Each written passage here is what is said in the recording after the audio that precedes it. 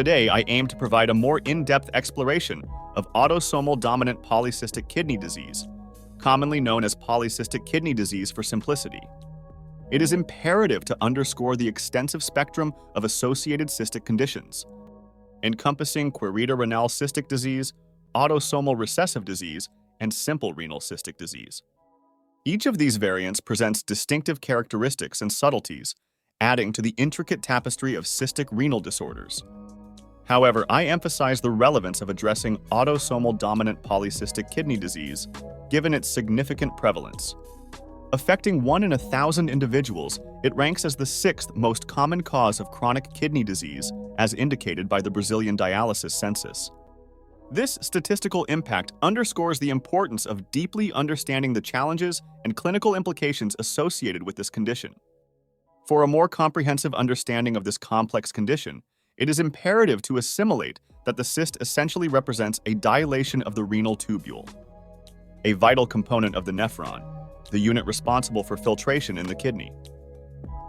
This progressive dilation, characteristic of autosomal dominant polycystic kidney disease, results in the formation of cysts that not only occupy spaces, but also substantially compromise the structural integrity of renal tissue.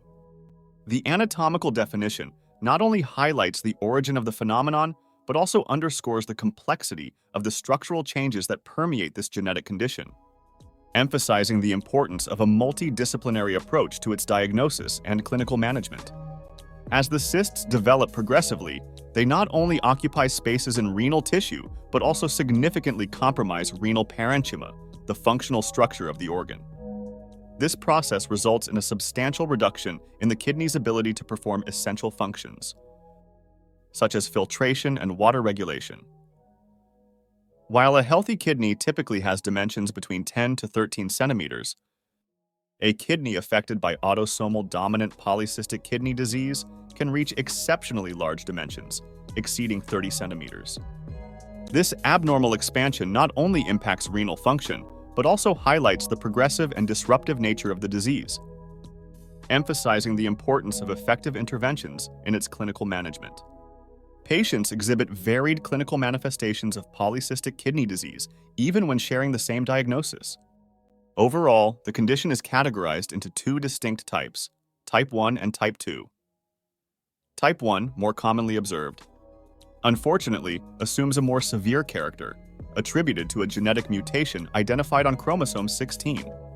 This specific genetic characterization of type 1 contributes to its prevalence and highlights the need for a more assertive clinical approach to this more aggressive variant of autosomal dominant polycystic kidney disease.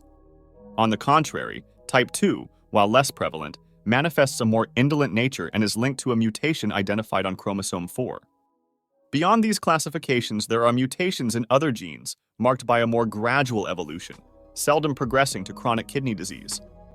This genetic diversity accentuates the intricacies of the clinical presentation of autosomal dominant polycystic kidney disease, ADPKD, underscoring the significance of precisely identifying genetic patterns for a more personalized therapeutic approach. Understanding the distinct genetic variations within ADPKD allows for a nuanced appreciation of the condition's diverse manifestations. Furthermore, recognizing these genetic nuances becomes pivotal in tailoring treatment strategies to accommodate the specific characteristics and potential risks associated with each genetic subtype. This personalized approach holds promise in optimizing patient outcomes and represents a critical stride toward more effective management of ADPKD. The maintenance of renal functional integrity persists until the 4th decade of life, establishing a crucial phase for anticipating the specific type of disease based on family history. During this period, generally asymptomatic in the first 4 decades, a valuable opportunity arises to identify hereditary patterns and anticipate the evolutionary trajectory of autosomal dominant polycystic kidney disease. This predictive approach plays an essential role in guiding strategies for intervention and personalized treatment, aiming at preserving renal function over time. This deeper understanding of the disease's temporal course facilitates not only early diagnosis, but also efficient management to optimize long-term clinical outcomes. The central therapeutic protocol for autosomal dominant polycystic kidney disease is predominantly clinical, encompassing measures such as strict control of blood pressure, moderation in salt consumption, promotion of adequate water intake, ideally at least 3 liters daily, and, in specific situations, the incorporation of tolvaptan as a strategy to slow down the formation of renal cysts. This integrated approach aims not only to alleviate symptoms, but also to preserve renal function and improve the quality of life of patients affected by this genetic condition. Finally, the crucial need to screen for familial genetic disease is emphasized. Investigating family history, performing ultrasound from the age of 15 and periodic examinations are essential steps for early identification of autosomal dominant polycystic kidney disease.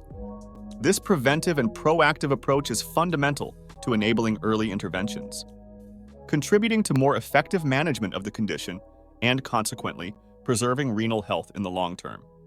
If the provided content has proven helpful and enlightening, I am at your disposal to continue sharing valuable information and addressing a range of topics related to renal health and beyond. Whether you have specific questions or wish to explore other subjects of interest, please feel free to communicate your preferences. I am here to assist you further, providing information tailored to your needs and interests. Your health and well-being are my top priorities, and I am dedicated to offering guidance and support on any topics you find relevant. I hope you enjoyed this video.